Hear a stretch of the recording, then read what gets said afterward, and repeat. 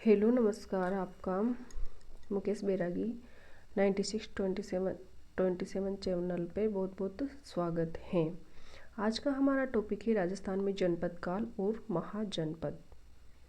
तो सबसे पहले देखते हैं कि जनपद काल का अस्तित्व कहाँ से दिखाई देता है। तो हमें जनपद काल उत्तरवेदी काल से सबसे पहले उत्तरवेदी काल में हमें विभिन्न जनपदों का अस्तित्व सबसे पहले दिखाई देता है। ईसा पूर्व 6वीं शताब्दी तक आते आते जनपद महाजनपदों के रूप में विकसित हो गए थे। जैन ग्रंथ भगवती सूत्र प्रमुख जैन ग्रंथ है भगवती सूत्र और बौद्ध ग्रंथ है अंगुत्तर निकाय। तो जैन ग्रंथ भगवती सूत्र एवं बौद्ध ग्रंथ अंगुत्तर निकाय में बुद्धकालीन भारत के 16 महाजनपदों की सूची मिलती है। बौद्ध ग्रंथ कौन सा है तो अंगुत्तर निकाय, और जैन ग्रंथ कौन सा है तो भगवती सूत्र। इनमें 16 महाजनपदों की सूची मिलती है। यहाँ अंगुत्तर निकाय के 16 महाजनपदों का उल्लेख किया जाता है। तो इनको देखते हैं और अब याद भी कर लेते हैं।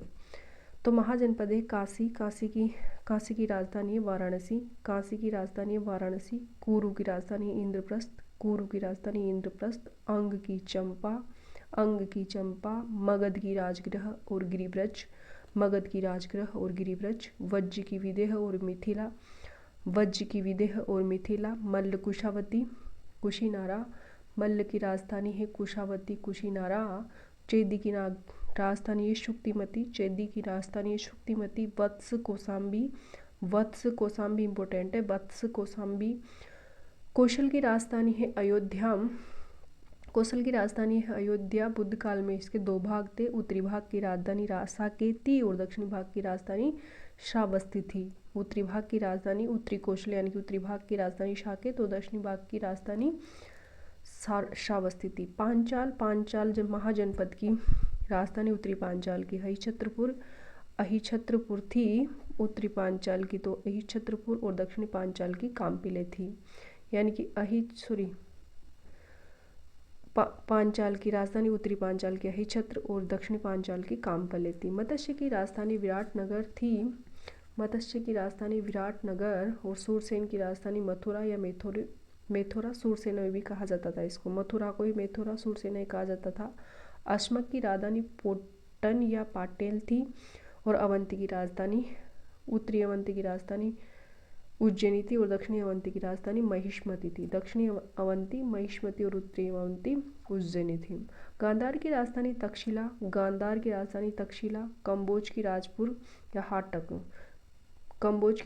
या हाटक। अब देखते हैं हम राजस्थान के प्रमुख जनपद। तो राजस्थान के जनपदों में सबसे पहले आता है मत्स्य जनपद। मत्स्य जनपद एक प्रमुख जनपद था राजस्थान में। इसकी राजधानी विराटनगर बेराट जयपुर थी। इसकी राजधानी बेराटनगर यानी कि बेराट, वर्तमान बेराट कहा जाता है, वर्तमान जयपुर में है। सर्वप्रथम मत्स्य जनपद का उल्लेख सर्वप्रथम ऋग्वेद में मत्स्य जाति के रूप में मिलता है। इसमें सम्मिलित क्षेत्र हैं भी वर्तमान में जयपुर, अलवर, भरतपुर और डीग।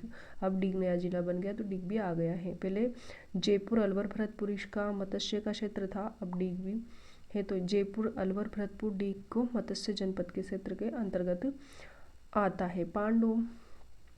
पांडवों ने यहाँ बेराट में अपना अज्ञातवास बिताया था। मत्स्य जनपद के अंतर्गत ही पांडवों ने बेराट में अपना अज्ञातवास बिताया था। इसका विस्तार चंबल के पास की पहाड़ियों से लेकर सरस्वती नदी तक के जंगल क्षेत्र तक था। मत्स्य जनपद का विस्तार चंबल के पास की पहाड़ियों से लेकर के और सरस्वती नदी के जंगल क्षेत्र तक था। अगला जनपद है अपना सूरसेन जनपद।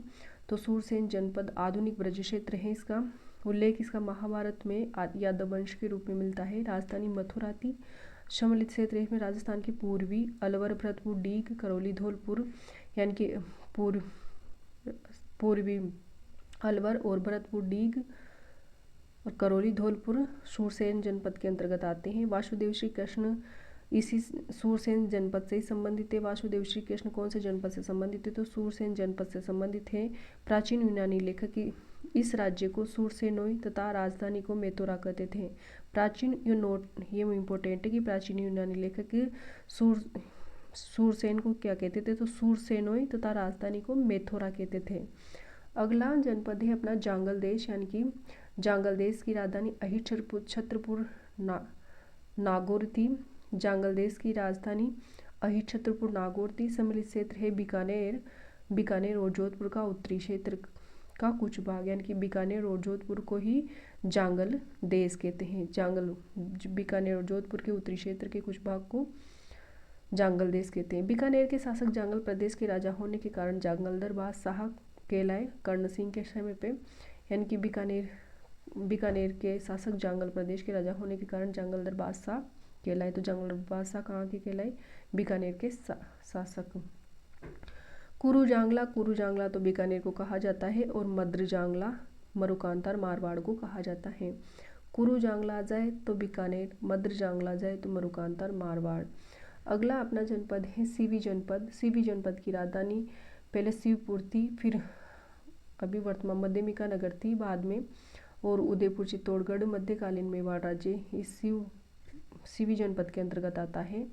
यानी कि उदयपुर चित्तौड़गढ़ का क्षेत्र और मध्यकालीन मेवाड़ राज्य किसके अंतर्गत आता है? तो सीवी जनपद के अंतर्गत आता है। यह क्षेत्र मेव जाति के अधिकार में रहा, अतः मेदपाट और प्रागवाट भी कहलाया। यानी कि सीवी जनपद में ये उदयपुर और चित्तौड़गढ़ का क्षेत्र था ना, जो मेव जाति के अधिकार में था, तो इसलिए इसे मेदपाट और प्रागवाट भी कहलाता है। अब देखते हैं हम प्राचीन स्थल और जनपद। तो प्राचीन नाम है कुरुक्षेत्र। कुरुक्षेत्र में वर्तमान में सम्मिलित जिला है अलवर का समीपवर्ती प्रदेश कुरुक्षेत्र कहलाता था पहले। मालव जनपद झालावाड़ टोंक एवं अजमेर का कुछ क्षेत्र मालव जनपद कहलाता था। ये हर रेड नालिश टोंक के मालव जाति के यहाँ पे सर्वाधिक सिक्के मिलते हैं। मुद्राओं पर यहाँ पर मालवा नाम जे मिलता है। किस पे? मालव जनपद की मुद्राओं पर मालवा नाम जे मिलता है। और इसकी राजधानी जो नगर टोंक भीलवाड़ा में थी, नानसा युग अभिलेख में मिला है ये कि मालव जनपद की राजधानी नगर टोंक भीलवाड़ा थी। अगला प्रदेश है अपना मरु प्रदेश। जोधपुर के क्षेत्र को मरु प्रदेश कहा जाता है। मरु प्रदेश किसे कहा जाता है? तो जोधपुर के क्षेत्र को मरु प्रदेश कहा जाता है।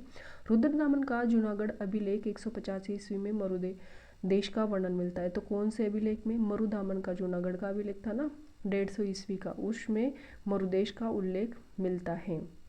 सालव जनपद बीकानेर नागौर का सीमांत क्षेत्र सालव जनपद के अंतर्गत आता था। मत्स्य जनपद के निकट था सालव जनपद, यानी कि सालव जनपद किसके निकट था? मत्स्य जनपद के। मत्स्य जनपद कहाँ था? जयपुर अलवर जयपुर के समीपवर्ती क्षेत्र को ही क्या है? मत्स्य जनपद कहते। विराटनगर के तो वहाँ उसके निकट ही सालव जनपद आता था। अर्जुनायन भरतपुर और अलवर के सम्मिलित क्षेत्र को अर्जुनायन के कहलाता है। प्राचीन समय में अर्जुनायन कहते थे, और यहाँ की मुद्राओं पर अर्जुनायन जे अंकित था। अर्जुनायन की मुद्राओं पर क्या था? अर्जुनायन जे अंकित था, इससे पता चलता है। ये अलवर भरतपुर का क्षेत्र था। योद्धे बीकानेर गंगानगर और हनुमानगढ़ का सीमांत क्षेत्र योद्धे कहलाता था पहले प्राचीन समय पे, और इसे जोइया वाटी क्षेत्र भी कहते हैं। जोइया वाटी आएगा तो बीकानेर गंगानगर और हनुमानगढ़ का क्षेत्र आएगा। गुर्जर प्रदेश जालोर क्षेत्र के भीनमाल को गुर्जर प्रदेश कहा जाता था। गुर्जर प्रदेश जालोर क्षेत्र के भीनमाल को गुर्जर प्रदेश कहा जाता था। हेवेनसांग भीनमाल यहाँ पे आया था जालोर में।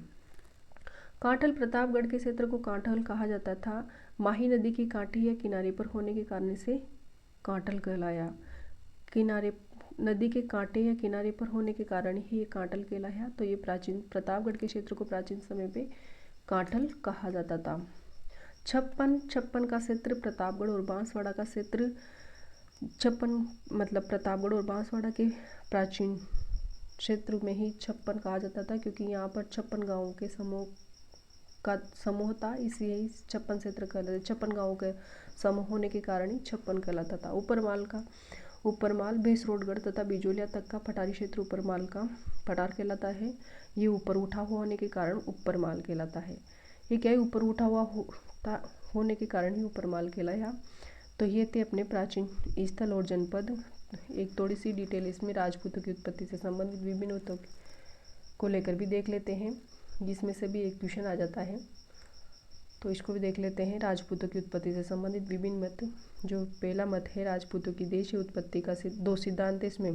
राजपूतों की देशी उत्पत्ति का सिद्धांत और विदेशी उत्पत्ति कुछ विद्वान तो राजपूतों को देशी उत्पत्ति के सिद्धांत से मानते हैं और कुछ विद्वान विदेशी उत्पत्ति यानी कि विदेशों की संतान मानते हैं।